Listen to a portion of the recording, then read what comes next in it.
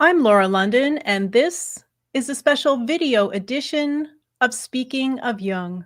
Joining us today for episode 109 is Jungian analyst and psychiatrist Dr. John Beebe in San Francisco, California.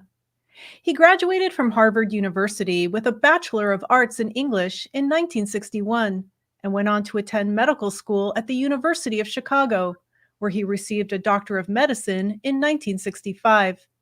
After an internship at the United States Public Health Service Hospital in the Presidio of San Francisco, he practiced as a psychiatrist before deciding to train as a Jungian analyst. He earned his diploma in analytical psychology, which is the degree of a Jungian analyst, from the Psyche Jung Institute of San Francisco in 1978. Dr. Beebe has been in private practice for over 40 years. He served as president of the San Francisco Jung Institute, founded the San Francisco Jung Institute Library Journal, now titled Jung Journal, Culture and Psyche, and was the first American co-editor of the London-based Journal of Analytical Psychology.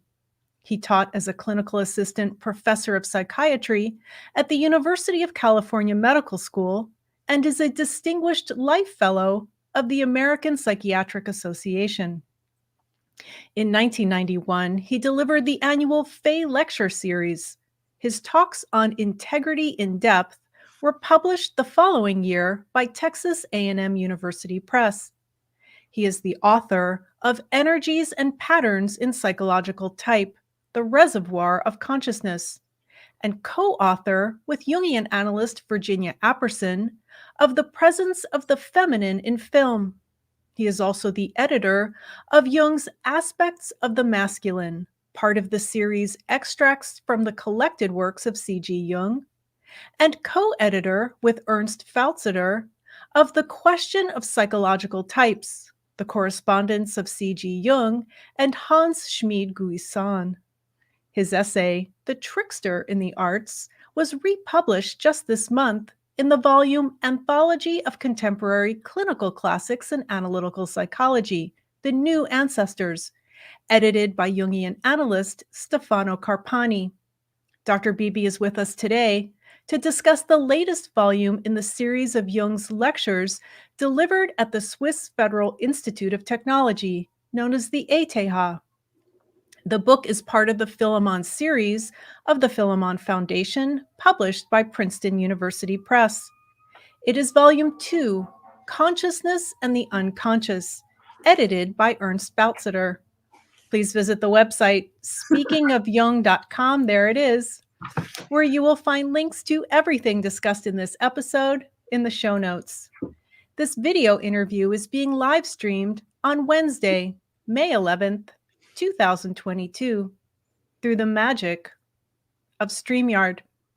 Thank you so much for joining us today, Dr. Beebe. Welcome. Well, thank you. Thank you. So you have done quite a number of interviews and presentations, and as I said, you've been a Jungian analyst for over 40 years. So since I have you here today to talk about a specific book, a book of Jung's lectures, I would like to tell the listeners that I will have a tremendous amount of links to Dr. Beebe's work in the show notes for this episode. And there are two previous interviews that you've done that I would like to point out. In the beginning, you sat down with Jungian analyst Beverly Zabriskie, who was my guest in episode 85 at the IAAP Congress in Montreal back in 2010, and it was transcribed and published in the Journal of Analytical Psychology the following year. It is titled John Beebe in Conversation with Beverly Zabriskie, and it is wonderful. It's quite long, and I will provide a link to it, as I said, in the show notes. And then you sat down this time for a video interview with Michael Lerner at the New School at Commonweal. That is available on YouTube in its entirety. It's titled John Beebe, A Life in Jungian Practice, a Spiritual Biography. Michael Lerner in Conversation with John Beebe. And I have to say, it is extraordinary. Your life, you start at the beginning. You're the time you spent living in China and how you decided to become a psychiatrist and then a Jungian analyst. And it is a jaw-dropping, inspiring interview. And I'd like to thank Michael Lerner for providing it on his YouTube channel. So as I said, there will be links to both of those in the show notes. So we are here today to talk about the new volume from the Philemon Foundation. What is your association with Philemon? Well, you can't talk about, I love to try to pronounce the name because I've heard him pronounce it just the other day. I said, my goodness, I've been saying Philemon just as you do, being an American. Sonu Yeah. Shamdasani, the master editor of the Red Book and a professor of Jung history at London University, became my friend in either late in 1989 or very early in 1990. We met for the first time when he was still working at the Freud Museum and was telling me that his real project was to get an accurate Jungian history. Mm. And I met this young man, and he was just so brilliant and smart and interested in the kinds of things I'm interested in, which include interesting libraries. And so he introduced me to the wonderful Warburg Collection at the Courtauld Institute at that time in London. That was an archive of images that the great Abby Warburg had put together, and was a source for many things, including the wonderful book Saturn and Melancholy, a landmark in art history that James Hillman made a great deal about.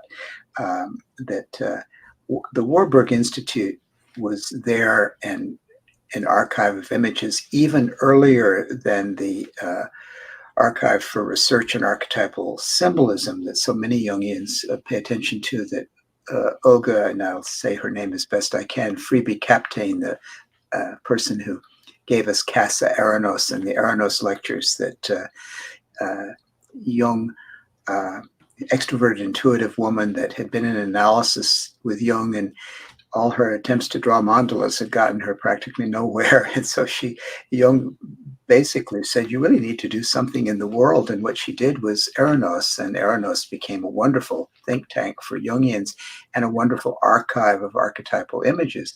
But she was not the only one. Just as there was Count Kaiserling in Jung's time, Mm-hmm. there was also Abby Warburg creating this wonderful archive of cultural images. And so the first time I got a chance to go to that amazing library and see the way that particular collection was organized was thanks to Sonu, who had a key to the place and took me in and gave me a tour. So his ability to find things that were interesting and put them in place immediately impressed me. And when I first heard him lecture on Jung studies proper, and when he actually took up the question of the Frank Miller, the Miss Frank Miller, the American woman from the South who had come up to the North and was giving magic lantern shows and showing archetypal images in her own associations. Her fantasies had been collected by Theodore Flournoy, who Jung felt as one of his great mentors. He said there were two men in Memories, Dreams, Reflections. Jung says there were two men that he had met, the only two men he met, Sigmund Freud not being one of them, with whom he could have an uncomplicated conversation, were Flournoy and William James. Those people, they could talk about psychology and they wouldn't immediately fall into projection and transference and rivalry and all the other things that seem to happen with Jung and absolutely everybody. And he knew absolutely everybody. He met all the players and he read all the players between the ages of 17 and 27. He was just amazingly well educated and was already, when he met Freud, more famous internationally at that time than Freud simply because he'd made some inroads into psychiatry, because he read so much that he was able to take on things and be the chief assistant of Bleuler. But even Bleuler and he didn't have an uncomplicated conversation. Yeah. Flournoy and he did. And Flournoy had published these semi-unconscious emergent fantasies of Miss Frank Miller. And Jung said, my God, this looks bad. And I think this is what the prelude to a case of schizophrenia looks like. So Sonu had taken this and said, we don't really have all that much evidence that this woman was necessarily chronically schizophrenic. In fact, we don't know. We just know that she was hospitalized in Boston a couple of times in what sounded like a hypomanic episode. So it was really unclear as to what it was. And also, they had those days, any woman who got hospitalized and mentioned anything sexual at all was immediately diagnosed as a psychopathic personality. So you couldn't trust psychiatric diagnosis. So Sonu taught us all to listen critically. Now, it turns out that someone finally found out what happened to her, and she did end up actually dying in a mental hospital in England years later. So I think in this case, Jung may have had at least partly the last word, that whatever the condition was, she was headed toward a long-term chronic psychosis of some kind. But it doesn't matter. Sonu taught me and our whole generation to look at all the pieces of evidence and read and think critically about what we hear and not believe things simply because they're written down and repeated by other people. Yes. And it goes on and on and on. I mean, there are people who believe that Tony Wolff, for instance, who was in a relationship with Jung, was basically Jung's therapist while he was going through the Red Book, and that she was listening to the fantasies and that they were occurring in what was in effect an analysis as well as a extramarital affair with her. Yet Sonu has brought up the evidence that Jung tried to talk to her about the fantasies and she wasn't particularly interested in them. And so and these are not, this is not to say Tony Wolff wasn't terribly important to Jung in many, many ways, and it's not. But it's just that we get this. We have to get the story right and not wrong. And he was the first person to let us know that it really wasn't Sabina Spielrein who was whispering in Jung's ear, "You're really an artist." It was someone else, and I'm going to say her name in a minute. You may be able to say her name. I have these moments these days when I can't say Maria Molzer. Maria Molzer, who came from a Dutch brewing family and had a nursing degree, and she was in an affair with Jung, perhaps at the same time as his marriage with Emma and his relationship with Tony. It's not entirely clear, but for a little while, she had the big place in Jung's life. But it was she who had already told Ricklin, who was working with Jung, that he was really an artist and not a psychiatrist, and he had fallen for it and became a very minor Zurich modernist. And Jung was not about to be told, because he was a great illustrator and had done these wonderful pictures for the Red Book, that he was really an artist and not a scientist. And when she tried to lay that trip on him and perform the anima function for him, Jung got really angry at her, and that's recorded. That's the woman they're talking about. Makes all the difference. Yeah. Whether it's Tony or whether it's Sabina or whether it's Maria. And it also makes all the difference that when you go looking for women Jung was getting involved with sexually, there were really those three and Emma. And Emma was by far the most important person in his life on the female side. Sonu has provided plenty of evidence that this is the case and has looked at every letter he can find and every piece of document. and can't verify, at least try to verify the history. And if Sonu is wrong, at least verify why you think Sonu is wrong. And that's what he led us the way to.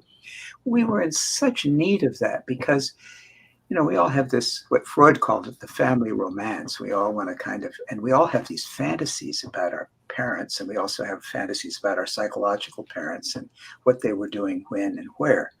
That leads us to what's in this book. If there's nothing else in this book, as in volume 1 of the same series that came out just a couple of years before, if I recall correctly, because I got involved with both of them, there's a marvelous chronology of what Jung was doing in the 1930s, all the years in which he was giving these lectures at that unpronounceable Swiss name, which comes down to something like Swiss Polytechnic Institute, this place where Jung was giving lectures to the public. And it tells everything Jung did between 1933 and 1941. There are books like this for celebrities. I have one. I happen to love jazz singing, and I love popular singing too. And I have a book that tells you everything Billie Holiday did her entire career on every day of her life. So you can tell where she was appearing, what she was doing. And I have one that does exactly the same for Judy Garland. And so the legends that have grown up around Billie Holiday and Judy Garland, both of whom have enormous legends following them because they were very active creatively and their shadows were busy too. And you can tell wonderful stories about them. But believe me, Judy Garland was doing a lot more than taking pills and making suicide attempts and all those. And Billie Holiday was certainly doing a lot more than just being persecuted for using heroin and singing the song "Strange Fruit." In other words, you actually see what a career looks like. You realize how people public facing are incredibly busy. And I myself am discovering how many hours of each day is spent doing something or other. Yeah. There's really not a lot of time to do some of the things that people are legendarily, if only they had the time, and they would have been the first to tell you, if only we had the time to do all those things. So believe me, Jung was not attending Nazi rallies every day of his life. In fact, he never did attend a Nazi rally. And if I may mispronounce that word, Nazi, in the 1930s, he was far too busy in all kinds of ways of trying to carry the psychotherapy project forward under attack and trying to make clear what depth psychology can do, and feeling that his own answer to what consciousness is and what the unconscious is and their relationship might be a better starting point than to have a grand narrative of unconscious dynamics, which had not necessarily protected the world from a massive unconscious dynamic taking hold. It was as if he wanted us to balance the understanding of the unconscious with an understanding of consciousness, even granting consciousness is the smallest part. Like he's had this image of this disc, almost rotating, this luminous disc on top of this great sphere, which is the entire psyche, most of which has to be unconscious. And then to see both the consciousness on top of the unconscious, and then also to see the implicit consciousness in the unconscious is quite a bit different from what Freud and Adler were saying in terms of the unconscious is a very selfish thing against which we've developed either defenses, as Freud said, or fictions, as Adler said. Jung always wanted to respect the peculiar intelligence of the background and to respect the conscious mind engaging with it. And he felt that was a good way to go. And it's true, he took every opportunity to explain his version versus the others.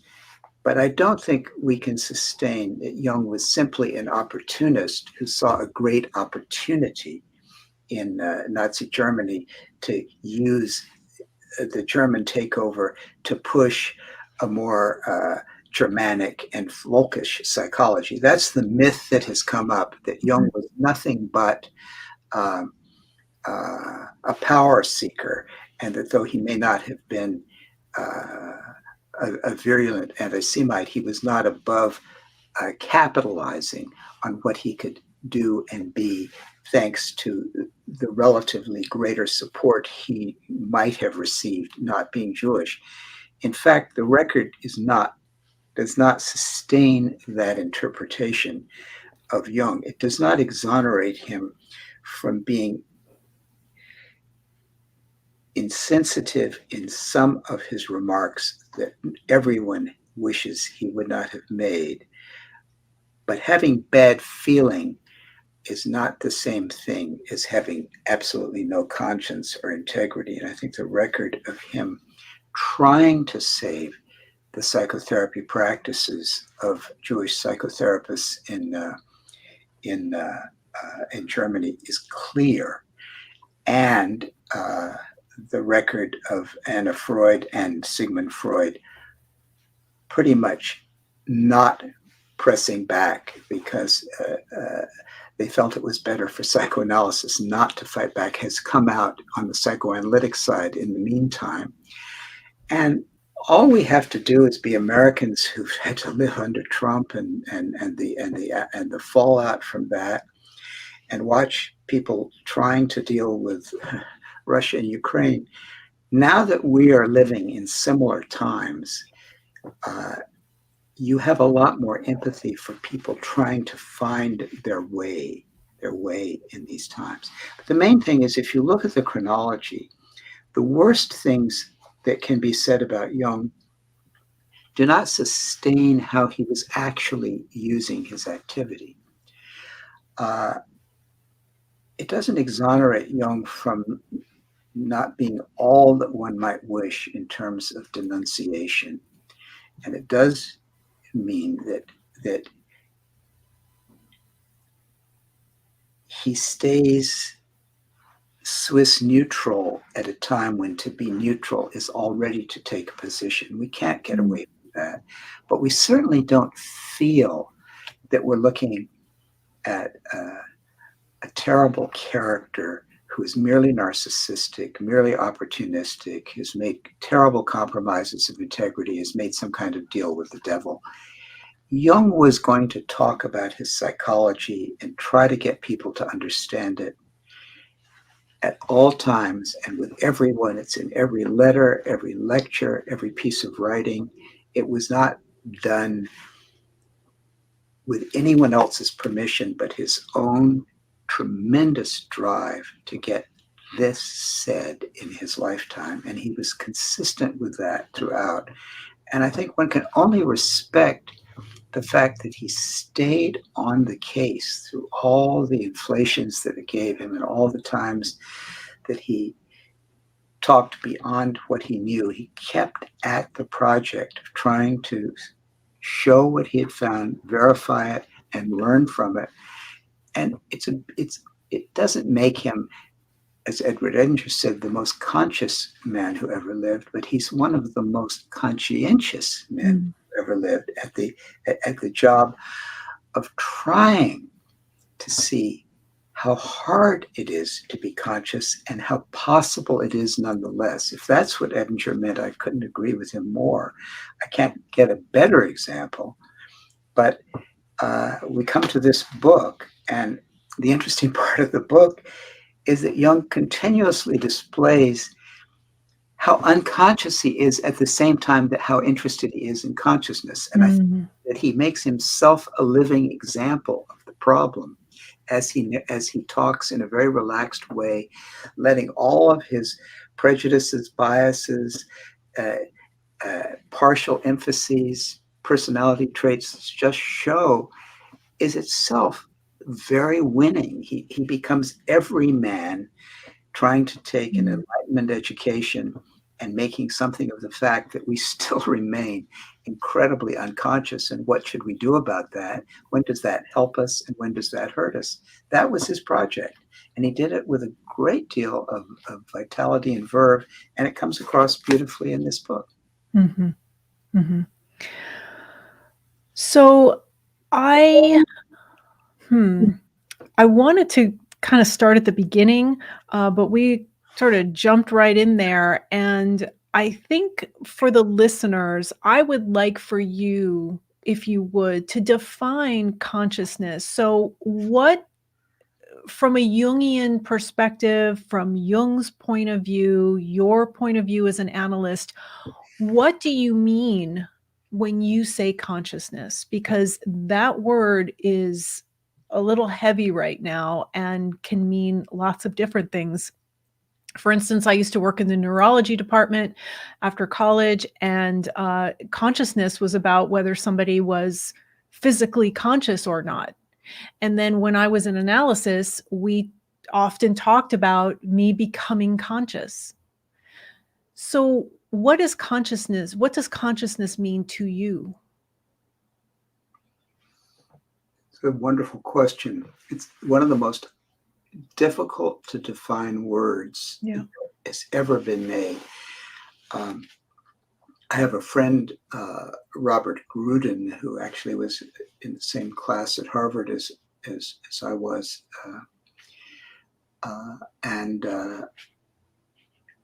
Robert has talked about how substituting the word awareness for consciousness doesn't help at all. I mean, you just have to ask, what is awareness?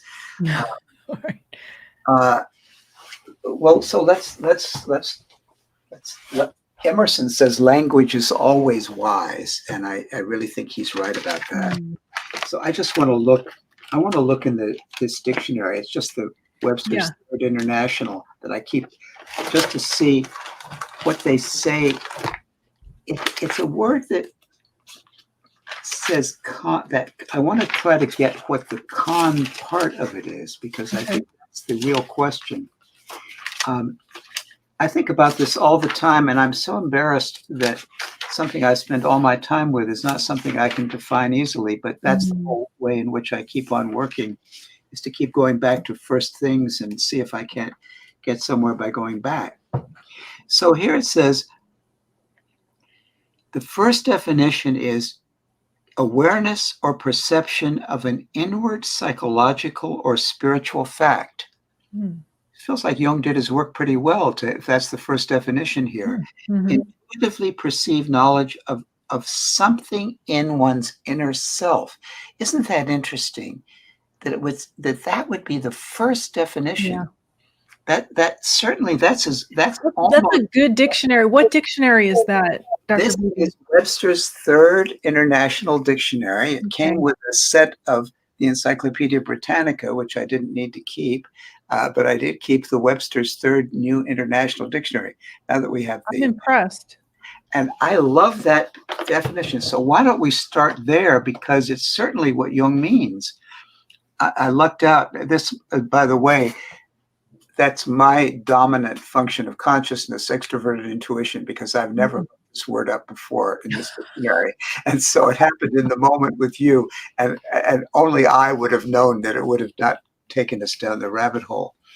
It's awareness or perception of an inward psychological or spiritual fact, intuitively perceived knowledge of something in one's inner self. Now, when I want to think of consciousness, going to Harvard, when I went to Harvard, the big name, and I was an English major, the big name on campus was not William James, but Henry James. When I was an undergraduate at Harvard, the one writer that I read consistently throughout my Harvard years was Henry James. And I wrote my honors thesis in part on the Golden Bowl. The rest of it was on Passage to India.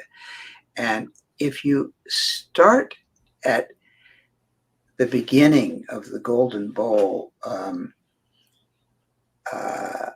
very early on in the first chapter, as I recall, Maggie Verver, who is there's the image that there's a kind of tower of ivory of some kind. Jung later used that image for the title of a later novel he never finished because he stopped in the middle of writing it, called The Ivory Tower. But this is 1904 when he publishes uh, The Golden Bowl, and it starts with she's outside of this and she has the sense that something's going on inside if she can only get to it. And that's her way of becoming aware that she inside herself has been having a certain presentiment of something, and it is presenting itself to her consciousness. And she can't quite get her hand on it.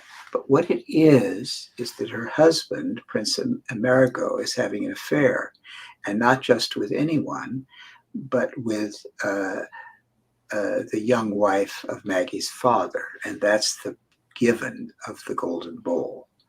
And the Golden Bowl represents the marriage. It's something found at an antique store in London, and it has a crack in it, and there's a flaw in her marriage. But it all starts with that presentiment. And so it's an inner presentiment which enables her to imagine how she's imagining an outer situation. So that image of the tower and so forth is her self's way of half dreaming her own struggle to understand something that's beginning to dawn on her. But the real issue at the beginning is, and with the novel as a whole, is what do you do with the knowledge you have that something's not quite as it should be? And it seems so that really says what Jung is saying here in these lectures, that even though he was the first to tell us we have extraversion and introversion, he sets that aside and doesn't fall into the trap of its consciousness is, I am figuring out like a detective that my husband is having an affair. That's not it. Rather, as I train myself to what myself is doing, myself, upon inward reflection, is registering news of a difference of some kind. It was really Gregory Bateson who really cleared this up for me when I heard him lecture when I was a psychiatric resident at Stanford. And he has some of the materials of the lecture I heard in a wonderful book called Steps to an Ecology of Mind, which came out in the early 70s. And he was lecturing along the lines of what's in that book to us at Stanford. And he explained something that neuroscientists should listen to today. He said, if you think, everybody now is, and he was talking to us as people in the very exciting days when they just finished learning within the past 25 years something about how the nerve impulse is transmitted, and they would do experiments with the giant squid axon because you could actually see it and test it electrically at marine laboratories, how the nerve impulses. He said, if you believe that what is passing along the axon of the squid is a nerve impulse, you never will, it's an impulse, and that's what's traveling along that nerve axon, you will miss the entire point, because what's traveling along it is not an electrical impulse. It's news of a difference. That has just informed my entire, so that, and Maggie Verver feeling that something's different about her marriage. Yep. And yeah. An actress that I like a lot, who's able to show and act what that looks like is Nicole Kidman. She's Mm. perfectly good at being a kind of rather blank face that registers, and more than once, most recently, brilliantly playing Lucille Ball in that Meet the Ricardos movie. Oh, She registers throughout what it's like to have the love of your life and you make a fabulous show together, and to feel that he's actually cheating on the marriage. And she keeps trying to address that with him, and he keeps denying it, and she can't put it together because in every possible way he's taking care of her and given they have this wonderful show, and yeah. she's the biggest star in show business at that time, and they're the greatest success, and she had never been that before, and he unquestionably loves her, and yet you watch her working with that presentiment, meanwhile as an artist playing it out in various ways, but then gradually till the point that no longer can she deny it. It's a perfect evocation of what James is talking about, what Jung is talking about. It's this dawning perception that starts usually, not as Jung often starts it, with a sensory detail, although that may be a trigger, but with a kind of intuitive awareness. When Jung really began to break with Freud, he was reading Bergson, and Bergson's book, translated into English as Creative Evolution, was in Jung's hand around 1909, somewhere around in that period.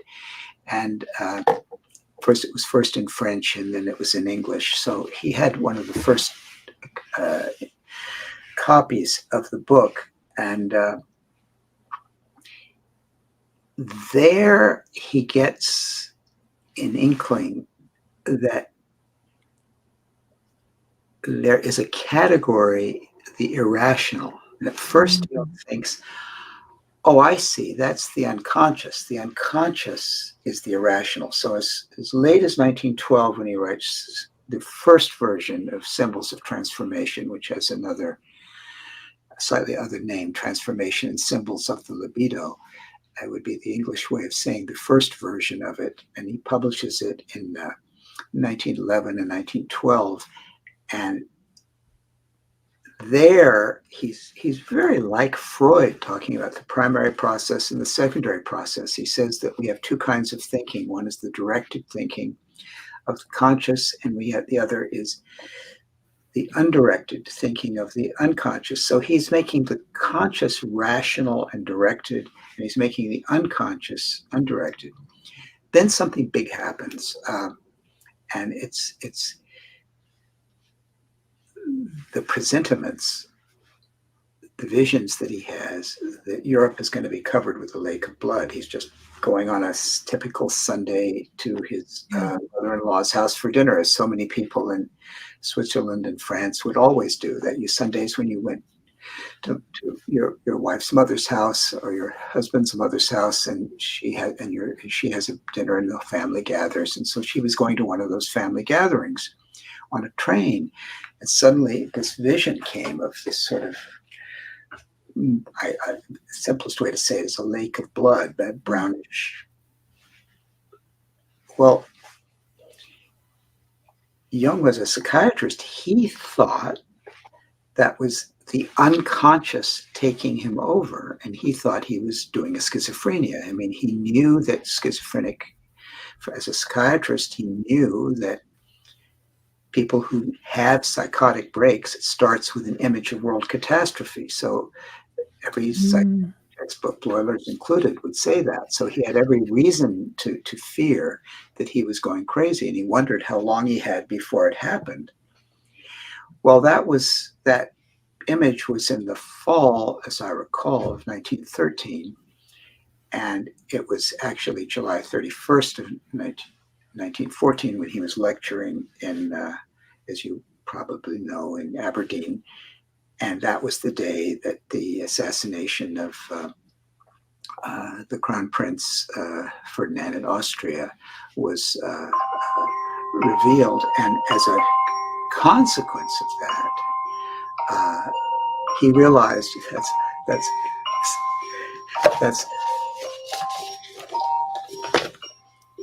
a spam risk, so we have to just turn it off.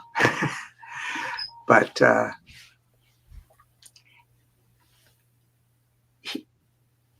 he realized he hadn't been crazy at all. Yeah. He had been intuitively aware. Now, he could have said, my unconscious picked up the trend. And so the unconscious is irrational, but it's also intelligent. He could have taken that choice. But instead, what he evolved in the next 7 years was the theory of psychological types, in which he introduced irrational consciousness, not as a contradiction in terms, but that we all have 8 functions of consciousness, function attitudes of consciousness. And I'll tell you how we get there. 4 of them are going to be rational,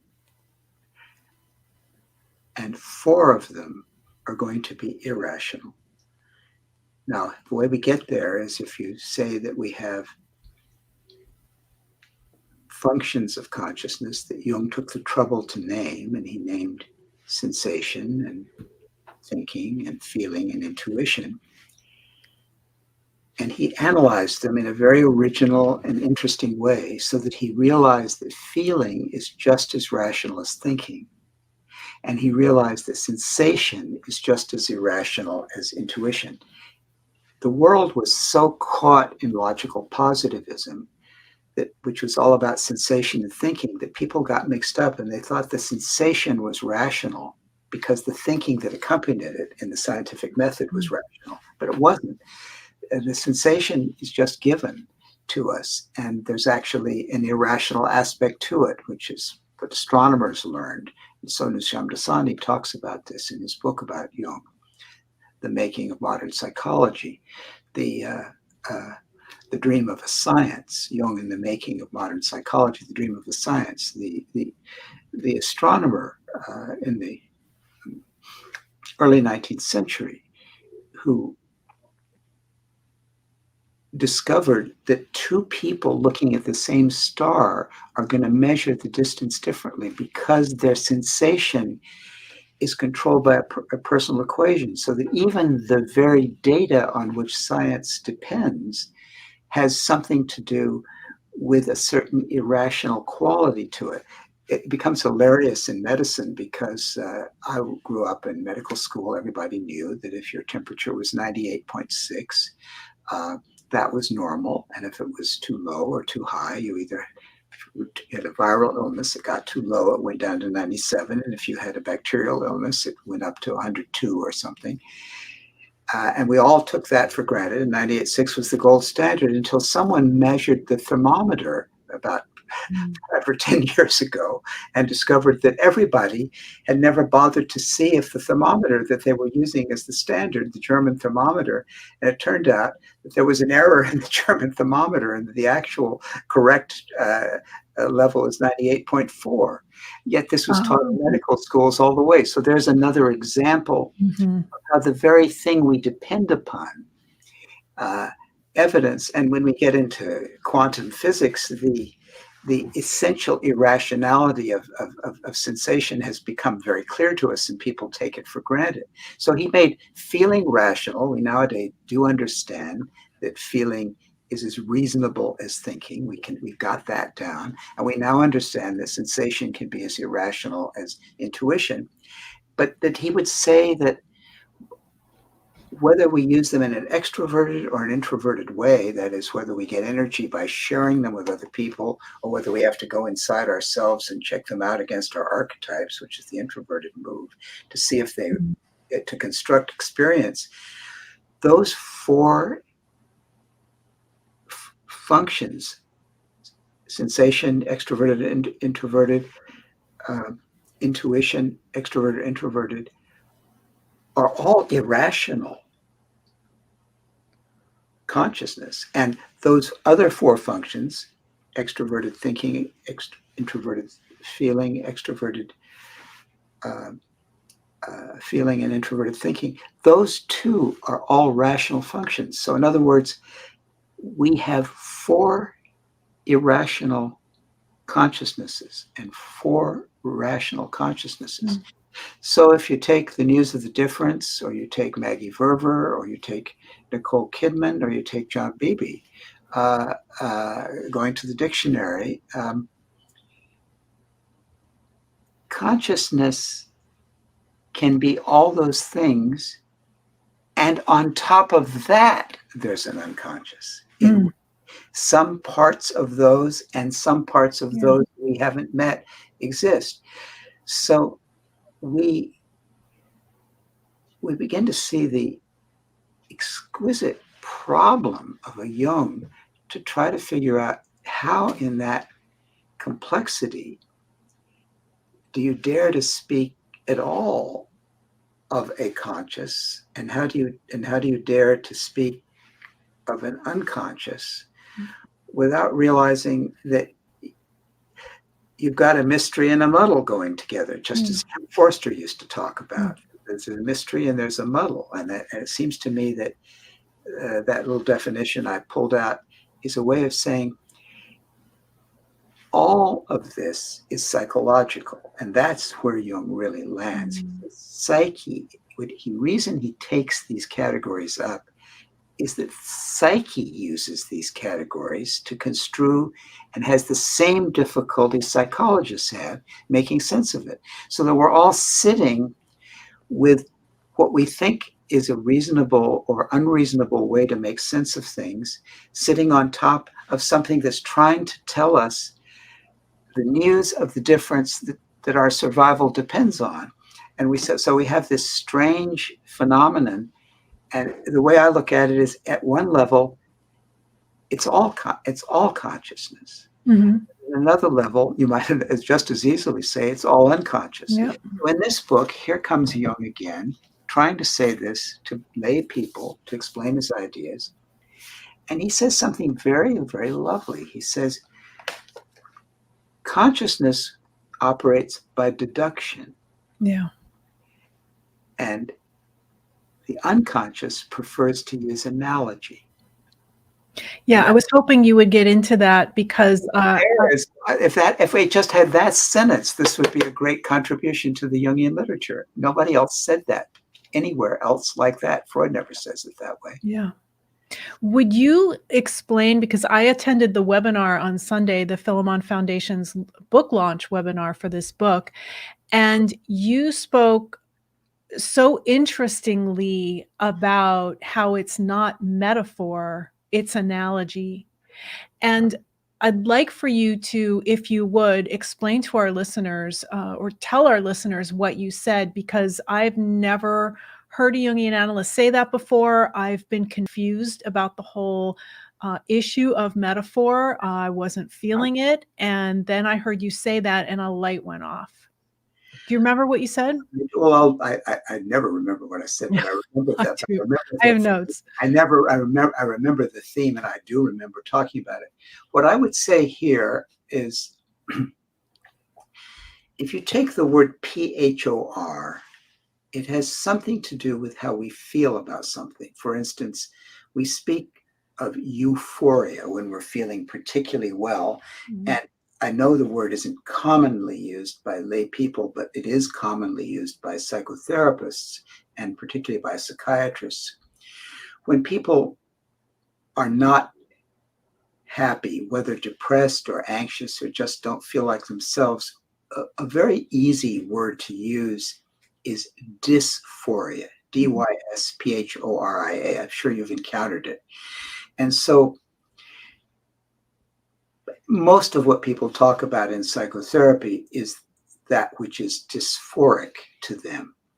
That is, which makes them so in that universe of fours, I would add metaphor, PHOR. Mm-hmm. And I like to do this with language, just as I like to do with pathy. I like to do sympathy, empathy, and telepathy, because I think all of those pathies have to do with something to do with feeling. Well, so does PHOR, as a matter of fact. And feeling is so important, and feelings are so important in emotion, that we would be really doing a service if all we did was talk about feelings, and emotions. Suzanne Langer talked about mind, and then she, in a wonderful 2-volume book, Mind, an essay in human feeling. So when we get to the 4, a metaphor is something that makes us feel different about something. So the example I would like to use of a metaphor, poets use metaphors all the time, and I use the example of in my paper, The Trickster in the Arts, which appeared in the new clinical classics of the new ancestors, edited by Carpani, Stefano Carpani. I talk about, she has the very famous line, "Rose is a rose is a rose." And she tells us why she did that in a lecture she gave at the University of Chicago, when someone said, "Why did you write it that way?" And she said, "I'm not a fool. I know people don't say is a, but I'm a poet, and it's difficult to be a poet in a late age, you know." Everybody and his brother had already said, "My love is like a red, red rose," you know. And she said, when I wrote "Rose is a rose is a rose," the rose became red for the first time in English poetry in 200 years. That's something about the repetition. Of course, it's all based on, it comes from a poem about her love for her woman partner. It's all about what it must be like to have a woman making love to another woman and just experiencing the unfolding of the rose, nothing but the rose. How marvelous, how marvelous. And that's something that Robert Burns couldn't do. He couldn't know that. And so she made that be available to all of us and made us feel the delight of that. And brought her partner with her when she came to America to talk about it, and said that and talked about the rose being red. So she's using the metaphor to push us into feeling the redness of the rose, something she'd experienced in a personal way, and that she wanted us to get back. We need to get the feminine back, and she helped us get there in the rose and in the redness of the rose. So, and in the odor, everything. Now, that's metaphor. It is deliberately trying to move you in a certain direction. And our minds love metaphors. We constantly go after metaphors to motivate ourselves. The unconscious, however, and this is where I think Jung's peculiar intelligence of the background is the key to his entire work. The unconscious does not try to use metaphors to get us to deduce the connections we need to be more conscious. I just helped, I hope, some people become a little more conscious of what a lesbian woman poet could teach us about love, for example, in a world that doesn't sometimes recognize that even at this point. And so it seems, and especially about loving a woman. And so I gave that. And I'm using that metaphor to help people see something that they have a hard time seeing. That's all my attempt to be conscious and to make you all a little more aware of something. But the unconscious does not use metaphor. It uses analogy. And so Von Franz gives us a marvelous example of that when she talks about a dream. She was a woman buying a house and without a husband, and she had to sign Marie-Louise von Franz, the great Jungian psychiatrist, but she's a Jungian and she's not married to someone with money. She has to sign, and there's going to be a mortgage. And she gets into a terrible state. My God, what if my practice fails? What if I don't have enough money? What if I can't pay the mortgage? If anybody who's ever been an intuitive person and introverted buying a house would know what this feels like. And like many introverted intuitives, they want to say something. They go right to the point of doing something, and then they panic and take all the clothes back to the store, or go back and say, kill the escrow, I'm not buying this house. So she was going through that. And then she had a dream that there was a terrible tempest brewing. Well, that was very much like the state of mind she was in, except it was happening in her bathtub. She had said, well, a tempest in a bathtub, that can't be that bad. And she signed for the house. In other words, she was trying to keep herself clean. You know, that fantasy that we have, we don't want to be in debt, we're just going to keep ourselves clean. So it was so perfect. And it was sort of hilarious. Now, she didn't go into the alchemical bath. I mean, she didn't go into all the amplifications. Here you go. The dream says it all. It's an exact analogy, means in Greek, in exact proportion to. Mm-hmm. Yes, she was having a terrible tizzy in a very contained place. It isn't that big a problem, and the unconscious said it. That's not metaphor. That's cutting anxiety down to size and seeing where it fits into the whole. And she made the right decision, as she would, on the basis of a very sensible dream. Mm-hmm. Told her that her anxiety belonged to a certain effort she had to stay as clean as possible, that we all wish and usually decide that the risk of having a mortgage is better than the being locked out of owning one's own home and one's property. So she made the decision on the basis of an image that, by analogy, helped her deal with the anxiety that had come up for her. That's what the unconscious does, and the conscious cannot do that. The conscious cannot do that. The unconscious can. Occasionally, great geniuses come up with exactly the right analogy, but more often, the use of the conscious is deduction, and metaphors are used to support deduction and they become arguments for deduction. There are exceptional people. I think Jesus, with his parables, is often using analogies that are astonishing, and I think that's why he's so large in people's mind, because he has not just the introverted intuition, but he almost is like the unconscious, and in that there's something very divine in him. So that's where you really feel that. I mean, I don't want to offend anyone who I don't know what's going on literally, but the magnitude is enormous. I mean, it's so unusual the way analogy is used by him. There's a bit of that in Lincoln. There's a bit of that in different truly great individuals. But for the most part, human beings are caught in deduction and metaphor.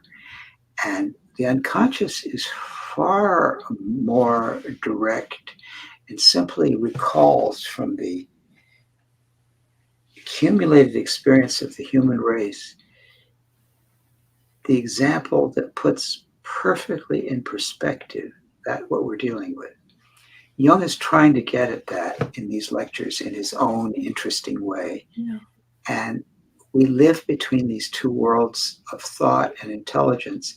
They're both actually kinds of consciousness, but one we can direct, or we can let be undirected in a comfortable way. The other blows us away because it's so precise, and we have no idea where that precision comes from. accept that it's deeply rooted in an instinct that comes up with this peculiar intelligence. And there's these lovely 100 pages or so of lectures in which he just talks around and about all of that in the loveliest of ways. Mm-hmm. You also had mentioned that his riff on intuition was unparalleled, the section of the book on intuition. And another thing you mentioned is that his irony, you said Jung's irony has yet to be adequately interpreted. Well, that gets into the parts of Jung that are so hard to talk about because of where we are. And there are places in Jung that are amazingly offensive, especially when he starts talking about his trip to Africa and Elgonye. And then he has a tendency, when he goes on safari, he has a tendency to take on a Kipling, Rudyard Kipling-esque kind of language that becomes very annoying. But when you actually, because the way he talks about Africans who are cave dwellers, he talks about them as if they had no consciousness and that they only had instinct, but unfortunately they didn't have any will that would enable them to direct their consciousness. But then he tells what I think is a very hilarious story where he tries to get an African runner to take a letter to quite a number of kilometers away. The man's going to have to run all night to deliver the letter to some people on a ship. And Jung keeps saying, now these white people live in a house on the water, and the runner just looks at him and he doesn't know. And Jung is just cannot get this man to run. And so finally the head man looks at Jung and says, look, these are very stupid Negroes and they don't know anything. So he screams at the man and tells the man all the bad things that will happen to him if he doesn't take Jung's letter and so forth. And then the man runs off and runs for hours and hours and hours. And Jung is just blown away by the enormous extroverted sensation skill and wondered how the head man had managed to bring that out of him. If you read this with Jung's irony, Jung is just as ridiculous as the head man bawling the other man out, and the two men are putting on a show for Jung, and Jung has been trying to talk down to them and with some kind of extroverted thinking analogy that they're not willing to listen to. The other man knows how to talk to this man in a way that will both please Jung and also light a fire under the man. And the man joyously and with great directed extroverted sensation consciousness delivers the letter. So Jung leaves us feeling who's unconscious and who's conscious. Or you could read the word Negro, or you could read the word lack of will.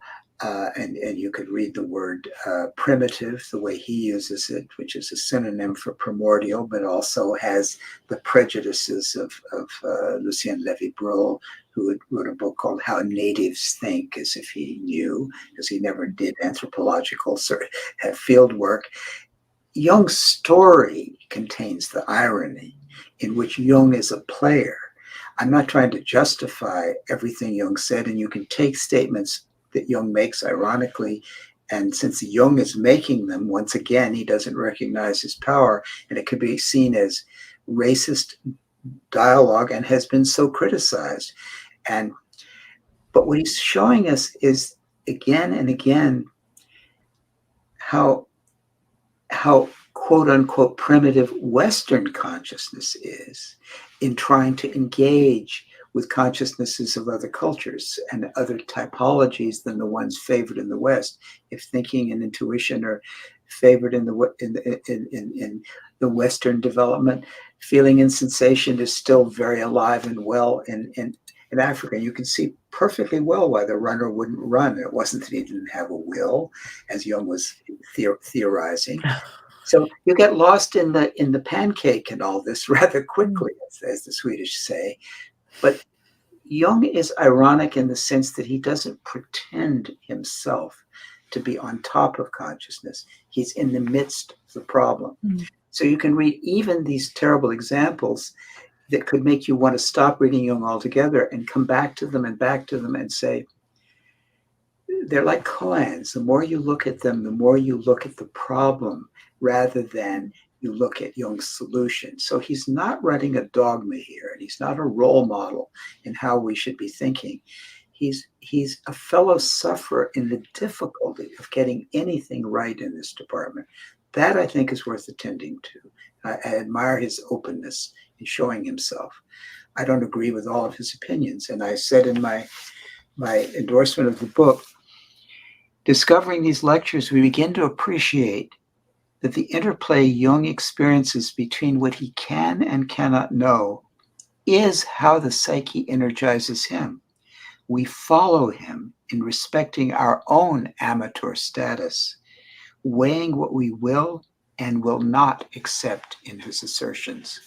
And I do stand by that endorsement. Mm-hmm.